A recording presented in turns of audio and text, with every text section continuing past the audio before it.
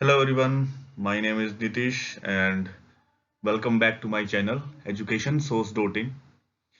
आज हम लोग पढ़ने जा रहे हैं What is ethanol blending and the targets of Indian government। Ethanol blending क्या होती है और इंडियन गवर्नमेंट के क्या टारगेट हैं इथेनॉल ब्लेंडिंग को लेके, ये सारी चीजें हम यहाँ पे डिस्कस करने वाले हैं। ठीक है, आप पूरी वीडियो में बने रहिए, आपको बहुत कुछ जानने को मिलेगा इस वीडियो में। ठीक है, okay. What is ethanol blending? Ethanol blending क्या है? It is the process of adding ethanol or alcohol to the petrol and diesel. ये एक ऐसी प्रक्रिया है जिसमें हम लोग इथेनॉल और अल्कोहल को हम लोग किस में ऐड करते हैं? पेट्रोल और डीजल में ऐड करते हैं। तो क्या जरूरत है हम लोगों को इथेनॉल को पेट्रोल और डीजल में ऐड करने की? ठीक है, तो सबसे पहला पॉइंट ये है कि इथेनॉल को ऐड करने से हमारा जो फ्यूल है वो चीपर हो जाता है। आप लोगों को पता होना चाहिए कि जितना भी हम लोग पेट्रोल और डीजल यूज करते हैं वो एक रिफाइनरी प्रोडक्ट है, और रिफाइनरी प्रोडक्ट किसका है? क्रूड ऑयल का। और ये क्रूड ऑयल कहां से आता है? हमारा जो मैक्सिमम क्रूड ऑयल है वो इंपोर्ट करवाते हैं दूसरी कंट्रीज से, जैसे ईरान हो गया, इराक हो गया। ठीक है, जैसे आजकल रशिया से हम लोग क्रूड ऑयल मंगवा रहे हैं। ठीक है, काफी सुना होगा आपने इसके बारे में कि रशिया के हम लोगों को सस्ता तेल प्रोवाइड करवा रहा है, सस्ता क्रूड ऑयल दे रहा है। ठीक है, तो हमारी जो डिपेंडेंसी है पेट्रोल और डीजल की, वो दूसरे देशों पर डिपेंड करती है कि हमें किस तरीके से, किस प्राइस के ऊपर मिलेगा क्रूड ऑयल। ठीक है, उस डिपेंडेंसी को डिक्रीज करने के लिए और पेट्रोल और डीजल के प्राइस को सस्ता करने के लिए हम लोग क्या करते हैं? इथेनॉल को ऐड कर लेते हैं, क्योंकि इथेनॉल हमारे देश में बनती है किससे? आप लोगों को पता है, शुगर केन से इथेनॉल बन जाती है। ठीक है, फिर जो बहुत सारे हमारे जो जैसे चावल हो गए उसके साथ हम लोग इथेनॉल, ठीक है, जैसे जौ होते हैं उनके साथ हम इथेनॉल बना लेते हैं। तो बहुत सारे प्रोडक्ट हैं जिनके साथ हम इथेनॉल को बनाते हैं और हम लोग क्या कर लेते हैं? उनको ब्लेंड कर लेते हैं। ठीक है, तो अभी तक हम लोगों को यही पता था कि इथेनॉल को हम यूज करते हैं कहां पे? ड्रिंकिंग पर्पस के लिए। ठीक है, बट इथेनॉल का बहुत सारा जो पोर्शन है वो ब्लेंडिंग में भी यूज होता है। ठीक है, इन्वायरमेंट फ्रेंडली। सेकेंडली, इथेनॉल जो है, मतलब कि जो इथेनॉल ब्लेंडेड फ्यूल है, ठीक है, पेट्रोल और डीजल, ठीक है, वो इन्वायरमेंट फ्रेंडली होता है। ठीक है, इन्वायरमेंट फ्रेंडली मतलब कि जो प्योर पेट्रोल और डीजल है वो बहुत ज्यादा कार्बन एमिशन करता है, carbon dioxide, carbon monoxide. But जो इथेनॉल ब्लेंडेड पेट्रोल है, ठीक है, या डीजल है, उसमें जो कार्बन प्रोडक्ट होते हैं वो डिक्रीज हो जाते हैं। ठीक है, वो एमिशन जो होता है वो डिक्रीज हो जाता है। ठीक है, नेक्स्ट है मोर एफिशिएंट। अब इसकी एफिशिएंसी इंक्रीज हो जाती है। ठीक है, ज्यादा पावर जनरेट करता है ये, right? Okay, next other benefits क्या है? इथेनॉल ब्लेंडिंग के और क्या बेनिफिट्स हैं? किस तरीके से हम लोगों को इथेनॉल जो ब्लेंडिंग जो एक प्रक्रिया है वो किस तरीके से हेल्प कर रही है? तो सबसे पहले है, ethanol is a biofuel that can be form from sugar cane. अभी मैंने आप लोगों को बताया कि ये कहां से बन के आ रही है? शुगर केन से बन के आ रही है। ठीक है, अब शुगर केन से बन के आएगी, ठीक है, तो उससे क्या होगा? जो फार्मर्स हैं उनको शुगर केन का जो प्राइस है मार्केट में वो बहुत अच्छा मिलेगा। ठीक है, जिससे उनकी इनकम जो है, फार्मर्स की इनकम जो है वो भी ग्रो करेगी। ठीक है, अब इसका एक नेगेटिव पॉइंट भी है। अगर जैसे हम लोग शुगर केन से जो इथेनॉल बना रहे हैं, ठीक है, हम लोगों को पता है कि जो हम शुगर खाते हैं वो भी इथेनॉल से आती है, सॉरी, शुगर केन से आती है। तो अगर हमारी जो शुगर केन है, ठीक है, जो शुगर केन का जो जूस है, वो अगर इथेनॉल ब्लेंडिंग के लिए जाएगा तो हमारी जो शुगर है उसके प्राइस इंक्रीज हो जाएंगे, राइट? तो ये सबसे बड़ा नेगेटिव इंपैक्ट है जो कि हमारी इथेनॉल शुगर केन से बन के आ रही है। फार्मर की जो इनकम है वो तो रेस होगी, वो तो बढ़ेगी, बट इसका नेगेटिव इंपैक्ट ये है कि शुगर के भी प्राइस इन फ्यूचर बढ़ सकते हैं इससे। ओके, नेक्स्ट है domestic bio waste. Domestic bio waste जैसे हम लोग घरों में सब्जी वगैरह काटते हैं, ठीक है, तो आप लोगों ने अभी नोटिस किया होगा कि जो भी म्युनिसिपल कॉर्पोरेशन के अंदर जो सिटीज हैं, ठीक है, आप लोग शहरों में रह रहे हैं, ठीक है, तो आप लोगों ने एक चीज देखी होगी कि जब सुबह जो कचरे वाला आता है, तो आप लोगों ने देखा होगा कि उन्होंने बोला है कि आपने हरे कचरे को अलग रखना है और जो दूसरा कचरा है उसको आपने अलग रखना है। तो इसको इस तरीके से क्यों किया गया है? क्योंकि जो भी हमारे घरों से डोमेस्टिक वेस्ट निकल रहा है, उस डोमेस्टिक वेस्ट से वो क्या प्रोड्यूस करेंगे? इथेनॉल बनाएंगे। उस इथेनॉल को वो यूज करेंगे इथेनॉल ब्लेंडिंग पर्पज में। ठीक है, क्योंकि पेट्रोल और डीजल में जो इथेनॉल ऐड की जाएगी वो डोमेस्टिक वेस्ट से भी हम लोग क्या करेंगे? उस इथेनॉल को बनाएंगे। इसका प्लस पॉइंट क्या है कि घरों का जो डोमेस्टिक वेस्ट है, जो कचरा यहां वहां पड़ा रहता है, अब उसे उसे भी यूज किया जाएगा इथेनॉल बनाने में, और उस इथेनॉल को यूज किया जाएगा पेट्रोल में ऐड करने में, राइट। नेक्स्ट आ जाएगा एग्रीकल्चर वेस्ट। अब एग्रीकल्चर वेस्ट किस तरीके से आते हैं, जैसे अब हमारे जो किसान भाई हैं वो क्या करते हैं कि जैसे गेहूं हो गई, चावल हो गया, उसको काट लेते हैं।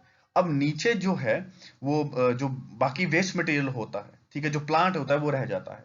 अब उनके पास तो कोई पर्पस है ही नहीं, मतलब कोई तरीका है ही नहीं उसको किस तरीके से हटाया जाए। तो वो क्या करते हैं, नॉर्मली उनको आग लगा देते हैं, ठीक है, जिससे इन्वायरमेंट में भी पोल्यूशन फैलता है, ठीक है। ओके, अब यहां पे क्या है कि वो जो वेस्ट है उसको यूज करके भी इथेनॉल प्रोड्यूस की जाएगी, ठीक है। यहां पे भी एक प्लस पॉइंट है जहां पे फार्मर्स का जो इनकम है वो इंक्रीज होगी। Okay, target of the Indian government and ethanol blending of sorry on ethanol blending. So हमारा जो टाइटल था वो यही था, इथेनॉल ब्लेंडिंग के अंदर गवर्नमेंट के क्या टारगेट है, ठीक है। तो फर्स्ट टारगेट क्या है, अभी recently Indian government achieve its first target of adding 10% of ethanol in petrol and next target is double the blending by 25 and 26 2025 and 26। अब देखो 2012 या 13 के आसपास की बात है, तो हम हैं उस टाइम पे जो पेट्रोल या डीजल मिलता था उसमें सिर्फ जो अल्कोहल होती थी वो 2 या 3% होती थी। फिर धीरे धीरे धीरे धीरे करके इस प्रक्रिया को इंक्रीज किया गया, 2 से 3, 3, 4, 5, 6, इस तरीके से धीरे धीरे करके इथेनॉल को, जो इथेनॉल की प्रेजेंस है पेट्रोल में, वो इंक्रीज की गई, ठीक है। अब ये प्रोसेस धीरे धीरे करते हुए आज 2022 में इंडियन गवर्नमेंट ने 10% का टारगेट जो है वो अचीव कर लिया है। अब इंडियन गवर्नमेंट का ये नेक्स्ट टारगेट है कि वो 2025 या 26 तक, पहले तो ये था कि 2030 तक हम लोग जो पेट्रोल या डीजल है उनमें 20% को ऐड कर देंगे। अभी 10% का टारगेट अचीव किया है, नेक्स्ट 20% का है। तो अब 2022 में जब उन्होंने ये टारगेट अचीव कर लिया है तो उनका नेक्स्ट टारगेट ये है कि हम 26 तक, मैक्सिमम 26 तक हमारा जो पेट्रोल डीजल में उसमें 20% तक हम इथेनॉल को ऐड करेंगे, ठीक है।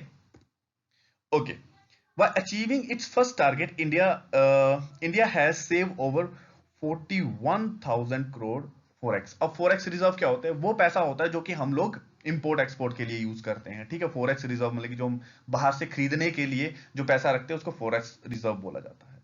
तो इस तरीके से 10% इथेनॉल को ऐड करके हम लोगों ने 41,000 करोड़ रुपीस सेव किया है। अब ये प्रोसेस इस तरीके से चलेगी तो हर साल हमारा इतना पैसा जो है, जो क्रूड ऑयल के लिए जाया करता था, वो बच जाएगा, ठीक है। और ऊपर से प्लस पॉइंट ये है कि रशिया हम लोगों को सस्ता ऑयल दे रहा है, तो यहां पे हमारा फॉरेक्स रिजर्व जो है वो सेव हो रहा है, ठीक है। ओके, नेक्स्ट क्या है, the main motive of India for ethanol blending is to reduce the dependency on crude oil, reduce environmental pollution and increase the farmers income। ये आप लोगों को मैंने ऑलरेडी बता दिया है कि क्या है, रिड्यूस करनी है डिपेंडेंसी, ठीक है, क्रूड ऑयल के ऊपर जो हम इंपोर्ट करते हैं, ठीक है, और फार्मर्स की जो इनकम है वो इंक्रीज हो जाएगी इस तरीके से, राइट। नेक्स्ट क्या है, इन 2014, अभी ये मैंने अभी अभी अब लोगों को बताया है कि जो परसेंटेज है वो 3% से 90%, मतलब कि 3% हमारा इथेनॉल हुआ करता था और 90% हमारे पास पेट्रोल हुआ करता है या डीजल हुआ करता था, ठीक है। तो इस तरीके से हम लोग क्या कर पाएंगे, अभी नेक्स्ट जो टारगेट है वो अचीव करेंगे। ये अभी जो प्लान थे इंडियन गवर्नमेंट के वो ये थे, ठीक है। ओके, अब हमने इतना कुछ इथेनॉल ब्लेंडिंग के बारे में पढ़ लिया कि इथेनॉल ब्लेंडिंग क्या होती है, प्लस पॉइंट क्या होते हैं, किस तरीके से हैं। अब इसके कुछ नेगेटिव ड्रॉबैक्स भी हैं, ठीक है। सबसे पहला नेगेटिव ड्रॉबैक ये है, rising food price and may be food shortage. अब इथेनॉल जो बनेगी वो फूड प्रोडक्ट से बनती है, ठीक है, जैसे शुगर केन का भी मैंने आपको बताया, ठीक है। और भी बहुत सारे जो फूड प्रोडक्ट हैं उनके साथ हम लोग इथेनॉल को प्रोड्यूस कर सकते हैं, ठीक है। गेहूं हो गया, चावल हो गया, इसके साथ भी हम इथेनॉल को प्रोड्यूस यूज कर सकते हैं, ठीक है, प्रोड्यूस कर सकते हैं, बना सकते हैं। फर्मेंटेशन प्रोसेस होती है इथेनॉल को बनाने की, ठीक है। तो किसी भी बायो प्रोडक्ट को उठाया, उससे इथेनॉल बना ली, ठीक है।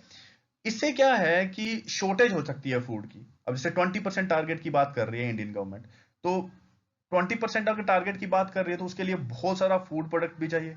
गन्ना बहुत ज्यादा एरिया में उगाना पड़ेगा। अगर गन्ने को बहुत ज्यादा एरिया में उगाना है तो आप लोगों को पता होना चाहिए कि गन्ना एक ऐसी एग्रीकल्चर है जिसमें बहुत सारा वाटर की नीड होती है, बहुत सारे पानी की नीड होती है उसको उगाने के लिए, तो पानी की भी शॉर्टेज हो सकती है उसके कारण, ठीक है। अगर इसके बेनिफिट्स हैं तो उसके ड्रॉबैक्स भी हैं जो हम लोगों को साथ में कैरी करने चाहिए, ठीक है। नेक्स्ट क्या है, okay, it is a corrosive oil. Corrosive oil मतलब कि जो हमारी अभी तक जो हमारे इंजन्स हैं, ठीक है, अगर मैं आपको बात बताऊं कि अभी हम लोगों को जो पेट्रोल डीजल मिल रहा है वो 10% ब्लेंडेड है, तो इजीली चल रहा है। ठीक है, बट इसका नेगेटिव पॉइंट ये भी है कि जो इथेनॉल होती है उसमें वाटर भी होता है। ठीक है, तो वाटर की प्रेजेंस के अंदर हमारे इंजन को जंग लग सकता है। ठीक है, क्रोडेड ऑयल है, ठीक है, हमारे जो इंजन के पार्ट है उनमें जल्दी जंग लग सकता है। ये नेगेटिव एक नेगेटिव पॉइंट है, मतलब कि जो पुरानी गाड़ियां हैं।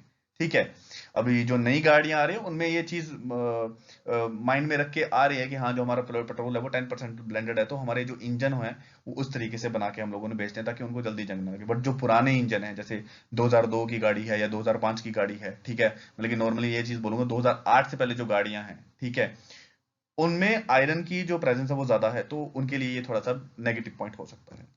नेक्स्ट है, it require a lot of crop land space. अभी मैंने बताया बहुत ज्यादा क्रॉप लैंड स्पेस है, क्योंकि ज्यादा एग्रीकल्चर होगा तभी तो इथेनॉल प्रोड्यूस होगी, वरना हम इथेनॉल कहां से प्रोड्यूस कर सकते हैं। ठीक है, okay, reduce the mileage of vehicle by 20 to 30%।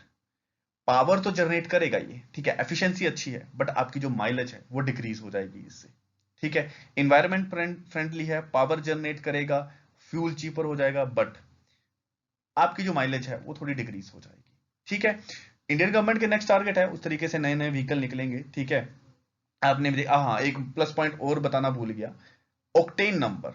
जो इथेनॉल ब्लेंडेड होता है उसका ऑक्टेन नंबर हाइयर होता है, जिसके कारण आपके जो इंजन की साउंड है, ठीक है, आपने देखा होगा कि आपका जो इंजन चलता है वो साउंड प्रोड्यूस करता है। तो इथेनॉल ब्लेंडेड जो फ्यूल होता है उसका ऑक्टेन नंबर हाई होता है। जब ऑक्टेन नंबर हाई होता है तो उसके कारण क्या होता है, जो इंजन की साउंड है वो डिक्रीज हो जाती है। ठीक है, तो ये हमारा पूरा एक एनालिसिस था एक इथेनॉल ब्लेंडिंग के ऊपर। आई होप आपको ये अच्छा लगा होगा। ठीक है, अच्छा लगा है तो प्लीज शेयर करें, सब्सक्राइब करें और हमारे चैनल को ज्यादा से ज्यादा शेयर करें, ताकि इस तरीके की इंफॉर्मेटिव जो वीडियोस है मैं आपके तक पहुंचाता रहूं। ठीक है, और इस तरीके से हम अपना नॉलेज आपके साथ शेयर करते रहें। ठीक है, अपने कमेंट सेशन में जरूर बताएं कि आपको वीडियो कैसी लगी है। ठीक है, थैंक यू।